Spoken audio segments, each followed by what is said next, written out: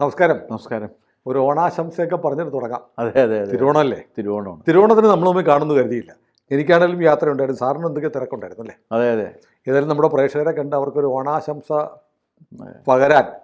പകർന്നു നൽകാൻ വേണ്ടി സാറ് വന്നൊരു വലിയ സന്തോഷം.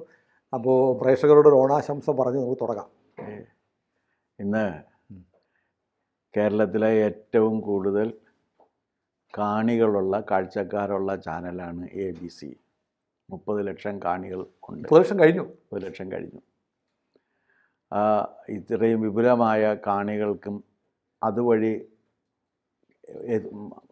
ഇത് കാണുന്ന മറ്റുള്ള എല്ലാ മലയാളികൾക്കും ഹൃദയം നിറഞ്ഞ ഓണാശംസകൾ നേരുന്നു.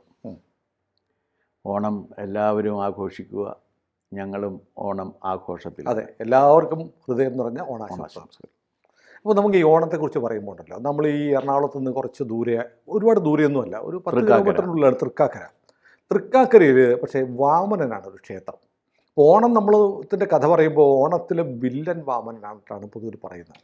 അപ്പോൾ ലോകത്തിന് വേണ്ടി നന്മയൊക്കെ ചെയ്തുകൊണ്ടിരുന്ന മഹാബലിയെ മഹാവിഷ്ണുവിൻ്റെ അവതാരമായ വാമനൻ വന്ന് ചതിച്ച് ഭൂമിക്കടിയിലേക്ക് പറഞ്ഞു വിട്ടു. ഇതാണല്ലോ പൊതുവിലുള്ള കഥ. അങ്ങനെ ലോകത്തുള്ള ആളുകൾ, അല്ലെ കേരളത്തിലെ ആളുകളെല്ലാം കള്ളവുമില്ല, ചതിയുമില്ല, എള്ളോളമില്ല, പൊളിവചനം, അങ്ങനെ കഴിയുന്ന ഒരു കള്ളപ്പറയും കള്ളത്തരങ്ങൾ മറ്റൊന്നുമില്ല, ഇങ്ങനെയൊക്കെ ഉണ്ടായിരുന്ന ഒരു നാടിനെ നയിച്ചുകൊണ്ടിരുന്ന രാജാവിനെ ഭൂമിക്കടിയിലേക്ക് തള്ളിവിട്ട ദൈവം എന്നൊക്കെ വിളിക്കാൻ പറ്റുമോ? അതാണ് ഇവിടെയാണ് നോക്കേണ്ടത്. അതെന്താ കാര്യം എന്ന് വെച്ച് കഴിഞ്ഞാൽ, സുനി പറഞ്ഞ നമ്മൾ ഓണപ്പാട്ടിലെ ശകലം തന്നെ എടുക്കാം. കള്ളമില്ല, ചതിയില്ല, കള്ളത്തരങ്ങളില്ല, കള്ളപ്പറയില്ല, ചെറുനാഴിയില്ല, കള്ളത്തരങ്ങൾ മറ്റൊന്നുമില്ല. ഇത് നമ്മൾ മലയാളികളെ കുറിച്ചാണ് പറയുന്നത് എന്നുകൂടി ഓർക്കണം. അതെ. അപ്പോൾ ഇങ്ങനെ ഒരവസ്ഥയിൽ മലയാളി ജീവിക്കണം എന്നുണ്ടെങ്കിൽ 2 പോസിബിലിറ്റിയാണുള്ളത്, സാധ്യതകളാണുള്ളത്. ഒന്നുകിൽ മലയാളികളെല്ലാം ദൈവതുല്യരായ രീതിയിൽ മഹത്വം ആർജിച്ചിരിക്കണം, അല്ലെങ്കിൽ മലയാളികളെ ഭരിക്കുന്ന രാജാവ് കർശനക്കാരനായ ഏകാധിപതി ആയിരിക്കണം. എന്തുകൊണ്ട് ഞാൻ പറയുന്നു എന്ന് മനസ്സിലായി സുനിക്ക് ചോദിക്കാം.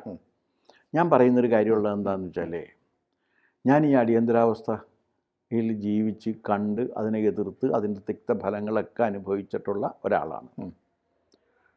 അടിയന്തരാവസ്ഥയ്ക്ക് മുൻപുള്ള ഒരു അവസ്ഥയെന്ന് പറഞ്ഞാൽ അരാജകാവസ്ഥയായിരുന്നു കേരളത്തിൽ. അതും സത്യമാണ്. കേരളത്തിൽ, ഇന്ത്യയിലാകമാനമല്ല, കേരളത്തിൽ. കാരണം എന്താണെന്ന് വെച്ചാൽ, അന്ന് നമ്മൾ കേരളത്തിൽ എവിടെ പോയി കഴിഞ്ഞാലും ചുമന്ന കൊടിയും കുത്തിയിട്ട് എവിടെയും സമരവും ബഹളവും ഒക്കെയാണ്. കമ്മ്യൂണിസ്റ്റ് ഗുണ്ടായി NGOമാരുണ്ട്, അവരാണ് രാജ്യം ഭരിക്കുന്നതെന്നും ഞങ്ങൾ ഇതിനെ സ്തംഭിപ്പിക്കും, പേന അടച്ചാൽ രാജ്യം സ്തംഭിപ്പിക്കും എന്നാണ് പറഞ്ഞിരുന്നത്. ആ സമയത്താണ് അടിയന്തരാവസ്ഥ വരുന്നത്. അപ്പോൾ ഞാൻ മാരേജ് കോളേജിലാണ് അന്ന് പഠിച്ചിരുന്നത്. അപ്പോൾ അവിടെ കണ്ടിട്ടുള്ളൊരു കാര്യം, അവിടെ ഒരുപാട് പ്രൊഫസർമാർക്ക് മറവി ഉണ്ടായിരുന്നു. പ്രൊഫസറുടെ മറവി അത് പ്രൊഫസർക്ക് കൊടുത്തേക്കണാണ്. അല്ല, അത് സ്വാഭാവികമായ മറവിയാണോ? മറവി ഉണ്ടെന്ന് ഭാവിക്കുന്ന കേക്ക്. അവർ പ്രധാനമായിട്ടും മറവി എന്തായെന്ന് വെച്ചാൽ, ക്ലാസ്സിൽ വരുന്ന കാര്യത്തിലായിരുന്നു മറവി വരിക. സമയത്ത് എത്തില്ല. ഞങ്ങൾ കോളേജ് അധ്യാപകരാണെന്നുള്ളത് മറന്നുപോകും. അല്ല, അതൊക്കെ മറന്നുപോയിട്ട് കാരണം ഇവർ വലിയ മഹത്തായ വിജ്ഞാനത്തെക്കുറിച്ചുള്ള ഗാഠമായ പരിചിന്തനത്തിൽ ഉൾപ്പെട്ടിട്ട് സ്ഥലകാല ബോധം നഷ്ടപ്പെട്ടതിൻ്റെ പേരിലാണ്. പക്ഷെ ഞാൻ കണ്ടൊരു കാര്യം എന്താണെന്ന് വെച്ചാൽ, അടിയന്തരാവസ്ഥ കാലം വന്ന സമയത്ത് ഇവരെല്ലാവരും 9:15 കോളേജിലെത്തും. 9:28 ആകുമ്പോൾ പഠിപ്പിക്കേണ്ട ക്ലാസ്സിലെത്തും. അവിടെ കയറി നിന്ന് കൃത്യമായി 1 മണിക്കൂർ പഠിപ്പിക്കും. അപ്പോൾ എന്താ കാര്യമെന്നറിയാമോ? ഇവരെ ക്ലാസ്സിലേക്ക് പറഞ്ഞു വിടുന്നത് ഹെഡ് ഓഫ് ദ ഡിപ്പാർട്ട്മെൻറ്റോ പ്രിൻസിപ്പലോ അല്ല, പോലീസായിരുന്നു. അപ്പോൾ അന്ന് ഈ ഏകാധിപത്യത്തിൻ്റെ ഇതിൽ വന്നപ്പോൾ സർക്കാർ ഓഫീസുകൾ കൃത്യമായിട്ട് തുറന്നു പ്രവർത്തിച്ചു. അവിടെ ചെല്ലുന്ന പരാതിക്കാർക്ക് മറുപടി കിട്ടി, സർവീസ് കിട്ടി. കോളേജുകൾ ഇത് ചെയ്തു, തീവണ്ടികൾ കൃത്യമായിട്ട് ഇത്, ബസ്സുകൾ ഒരു ക്രമവും സമാധാനവും കൈവരുന്നത് അപ്പോഴാണ്. അപ്പം മലയാളി ഒരു ഏകാധിപതിയുടെ കീഴിൽ പ്രവർത്തിക്കുകയാണെങ്കിൽ ഇവൻ ഈ എല്ലാ കാര്യങ്ങളും മാറ്റിവെച്ചിട്ട് കൃത്യമായി പ്രവർത്തിക്കാനുള്ള സാധ്യതയുണ്ട്. ഇനി ഈ മഹാബലി എന്ന് പറയുന്ന മനുഷ്യൻ കനത്ത ഏകാധിപതിയായിരുന്നു. പക്ഷെ ജനങ്ങൾക്ക് ഭയങ്കര ഇഷ്ടമായിരുന്നു എന്നൊക്കെ നമ്മൾ കേട്ടിട്ടുള്ളത്. രാവണനെക്കുറിച്ച് ജനങ്ങൾക്ക് ഒരു മതിപ്പുകളും ഉണ്ടായിരുന്നില്ല. ദുര്യോധനെ കുറിച്ച് ജനങ്ങൾക്ക് അഭിപ്രായ വ്യത്യാസം ഉണ്ടായിരുന്നില്ല. കാരണം രാവണൻ മരിച്ചു കഴിഞ്ഞപ്പോൾ അദ്ദേഹം ഞങ്ങളെ പിതാവ് പുത്രന്മാരെ എന്ന പോലെ ഞങ്ങളെ പരിരക്ഷിച്ചു എന്നാണ് പറഞ്ഞത്, ജനങ്ങൾ പറഞ്ഞത്. പക്ഷേ ഏകാധിപത്യം വരിക എന്ന് പറഞ്ഞാൽ അസുര ലക്ഷണമാണ്. ആരാണ് അസുരൻ? സ്വന്തം കഴിവിൽ അമിതമായി അഹങ്കരിച്ചുകൊണ്ട് തൻ്റെ ഇഷ്ടാനിഷ്ടങ്ങളാണ് രാജ്യത്തിൻ്റെ നിയമം എന്ന് പ്രഖ്യാപിക്കുന്നവനാണ് അസുരൻ. അതാണ് അസുരൻ്റെ ലക്ഷണം. ഈ കള്ളവും ചതിയും കള്ളപ്പറയും ഒന്നും ഇല്ലാത്ത ഏകാധിപത്യം നല്ലതാണ്. അല്ല, അത് നല്ലതാണോ ചീത്തയാണോ എന്നുള്ളതല്ല. അങ്ങനെ ഒരു ഏകാധിപത്യം ഞങ്ങൾക്ക് വേണ്ട എന്ന് പറഞ്ഞ ഒരു കവി കേരളത്തിലുണ്ടായിരുന്നു. അത് വൈലോപ്പിള്ളി ശ്രീധരമേനോനാണ്. അങ്ങയുടെ എല്ലാ മഹത്വവും വെച്ചുകൊണ്ട് പറയട്ടെ, ഞങ്ങൾ എന്നും ഒരു സൗവർണ പ്രതിപക്ഷമാണ്, ഞങ്ങൾക്ക് ഇങ്ങനെയുള്ളൊരു സംഗതി വേണ്ട എന്ന് പറഞ്ഞു. അപ്പോൾ ഒരു ഏകാധിപത്യത്തോടുള്ളൊരു ചെറുത്തുനിൽപ്പ്. കാരണം നമ്മുടെ പരിമിതികളെല്ലാം വെച്ചുകൊണ്ടാണെങ്കിലും ആ പരിമിതികൾ ഞങ്ങൾ തീരുമാനിച്ച് ഞങ്ങളുടെ സ്വാതന്ത്ര്യം ഉപയോഗിച്ച് ഞങ്ങൾ ചെയ്യുന്നതാണ് ഞങ്ങൾക്ക് ശരി എന്ന് തോന്നുന്നു എന്ന് പറയുന്ന ജീവിത രീതിയെക്കുറിച്ച് വൈലോപ്പിള്ളി പറഞ്ഞിട്ടുണ്ട്. വൈലോപ്പിള്ളിക്ക് അങ്ങനെ ഒരു സ്വഭാവം ഉണ്ടായിരുന്നു. വസന്തവായു നല്ല പരിമളമുള്ളതല്ലേ. വൈലോപ്പിള്ളി പറഞ്ഞ് ഈ വസന്തവായുവിൽ അടങ്ങിയിരിക്കുന്ന വസൂരിയുടെ രോഗാണുക്കളെ കാണാതിരിക്കാൻ എനിക്ക് കഴിയില്ലെന്നാണ്. എല്ലാവരും വസന്തത്തെക്കുറിച്ച് പറഞ്ഞ് ഇതിൻ്റെ വാഹകൻ കൂടിയാണത്. അപ്പോൾ ആ വസന്തത്തിൽ അവൻ ഇത് വരുന്നുണ്ട്, എനിക്കതും കാണാതിരിക്കാൻ കഴിയില്ലെന്നാണ്. അതുപോലെ പുഞ്ചിരിയെക്കുറിച്ച് പറയുമ്പോൾ നമ്മൾ മനോഹരമെന്നല്ലേ പറയണ. വൈലോപ്പിള്ളി പറഞ്ഞ പുഞ്ചിരി കുലീനമാം കള്ളം എന്നാണ് പറഞ്ഞത്. നമ്മൾ ഈ പറയുമ്പോൾ ഉറങ്ങണം, നമ്മൾ വൈലോപ്പിള്ളിയെ കുറിച്ച് പറയുന്നത് വൈലോപ്പിള്ളിയുടെ വീടിന് തൊട്ടടുത്തിരുന്നാണ്. പുഞ്ചിരി കുലീനമാം കള്ളം എന്നാണ് പറയുന്നത്. പിന്നെ കുടുംബത്തെക്കുറിച്ച് പറയുമ്പോൾ എന്താണ് ആദർശ സമ്പന്നമായ കുടുംബം എന്നല്ല പറയണത്. ആ ദാമ്പത്യത്തിൽ നയമെത്ര അഭിനയമെത്ര എന്ന് ചോദിച്ച കവിയാണ്. എല്ലാവരും കുയിലിൻ്റെ മണിനാദത്തെക്കുറിച്ച് എഴുതുമ്പോൾ വൈലോപ്പിള്ളി കാക്ക കരഞ്ഞിടും താരനാദത്തെക്കുറിച്ചാണ് പറഞ്ഞത്. അപ്പോൾ ഇങ്ങനെ ഈ ജീവിതത്തിൻ്റെ മറുവശം കാണിച്ചു തന്ന ഒരാളാണ്. അപ്പോൾ ലോകത്തുള്ള എല്ലാ കവികളും ഇദ്ദേഹത്തെക്കുറിച്ച് എഴുതുമ്പോൾ ഇദ്ദേഹത്തിനൊരു ഏകാധിപതി ഇദ്ദേഹത്തിലുണ്ടായിരുന്ന ആ ഏകാധിപത്യം ആര് ചെയ്താലും നല്ലതല്ല എന്ന് പറഞ്ഞതാണ് കവി. ഞാൻ അതിനോടാണ് യോജിക്കുന്നത്. ഏകാധിപത്യം എത്ര മഹത്താണ് എന്ന് പറഞ്ഞാലും വണ്ടി ഇനി ഒരു 5 മിനിറ്റ് വൈകിയാലും നാവടക്കൂ പണിയെടുക്കൂ എന്നൊരാൾ പറയുകയും ഇന്ത്യയിലെ 70 കോടി ജനങ്ങൾക്ക് വേണ്ടി ഇന്ദിരാഗാന്ധി മാത്രം സംസാരിക്കുകയും ചെയ്യുമെന്ന് പറയുമ്പോൾ അതിപ്പോൾ മഹാബലി അല്ല ആരായിരുന്നാലും എനിക്ക് പറ്റില്ല. അല്ല, അങ്ങനെയാണെങ്കിൽ മഹാബലി. അതുകൊണ്ട് ഓണം എന്ന് പറഞ്ഞാൽ ഈ ഏകാധിപത്യത്തെ അവസാനിപ്പിച്ചുകൊണ്ട് മനുഷ്യൻ സ്വാതന്ത്ര്യം അനുഭവിച്ച ദിവസം കൂടിയാണ്. ആയിരിക്കാം. പക്ഷേ അങ്ങനെയാണെങ്കിൽ സ്വാതന്ത്ര്യം കിട്ടിയിട്ട് പിന്നെയും വാഴ്ത്തപ്പെട്ടത് മഹാബലിയാണ്. അല്ല, അതെന്താ കാര്യം? ഇവിടെ മാത്രമേ ഉള്ളൂ. അല്ല, അതെന്താ കാര്യം? മാത്രമേ ഉള്ളൂ. അല്ല, അതെന്താ കാര്യം എന്ന് വെച്ച് കഴിഞ്ഞാൽ ഇപ്പോഴും നമ്മളിപ്പോഴും മാവേലി നാടുവാണ് ഇടും കാലം എന്നാണ്. കാരണം നമ്മൾ ആരും അങ്ങനെയല്ല. മലയാളികൾക്ക് അവൻ്റെ ജന്മസിദ്ധമായ കാപട്യം മറച്ചു വെക്കാൻ ഒരു കവിത കിട്ടിയപ്പോൾ ആ കവിത സെലിബ്രേറ്റ് ചെയ്യുന്നേ ആഘോഷിക്കുന്നു. ഈ തൃക്കാക്കരയിൽ അപ്പോൾ ഈ വാമനമൂർത്തിയുടെ പ്രതിഷ്ഠ വന്നത് എങ്ങനെയാണ്? അത് വാമനമൂർത്തിയുടെയാണ് പ്രതിഷ്ഠിക്കേണ്ടത്. കാരണം വിഷ്ണുവിൻ്റെ അവതാരമല്ലേ, അവതാരങ്ങളുടെ പറയുമ്പോൾ തൃക്കാക്കരയിൽ നിന്ന് കുറച്ച് ദൂരം പറയുമ്പോൾ പാതാളം എന്നൊരു സ്ഥലമുണ്ട്. അപ്പോൾ ഇത് ഈ കഥയിൽ പറയുന്ന പാതാളമൊക്കെ അതാണെന്ന് എനിക്കറിയാൻ പറ്റില്ല. ഞാൻ അതിൻ്റെ കഥയല്ല പറയുന്നത്. ഞാൻ ആ കഥയിൽ അടങ്ങിയിരിക്കുന്ന കാര്യത്തിൽ ഇങ്ങനെ ഉണ്ടെന്നുള്ളതാണ്.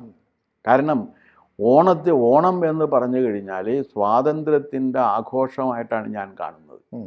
അത് ഏകാധിപത്യം ഈ പറഞ്ഞവർ അസുര രാജാക്കന്മാരെന്ന് പറയുന്ന എല്ലാവരെ കുറിച്ചും അവിടുത്തെ ജനങ്ങൾക്ക് നല്ല സ്വാതന്ത്ര്യം കിട്ടിയപ്പോൾ നാട് കുട്ടിച്ചോറായിപ്പോയി. ഏത്? അല്ല, നാട് കുട്ടിച്ചോറായെന്ന് പറഞ്ഞ് നമ്മളല്ലേ, നമ്മുടെ ഒരു സ്വഭാവമല്ലേ. നമ്മളൊരാളെ അപ്പുറത്ത് നിന്നുകൊണ്ട് മിണ്ടരുത് എന്ന് പറഞ്ഞു കഴിഞ്ഞാൽ എത്ര നേരം സഹിക്കാൻ പറ്റും? പറ്റില്ലല്ലോ.